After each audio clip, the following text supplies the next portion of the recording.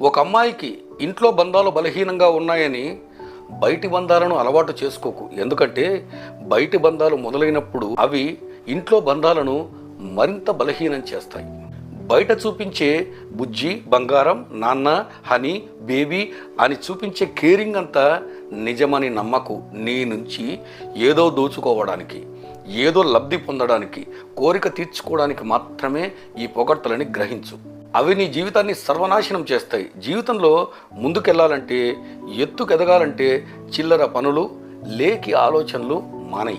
చిన్న చిన్న విషయాలు, చిల్లర విషయాలు మానకపోతే నిన్ను ప్రాణంగా ప్రేమించే నీ కుటుంబ సభ్యులే నిన్ను వెలివేస్తారు, వదిలేస్తారు, వదిలించుకుంటారు.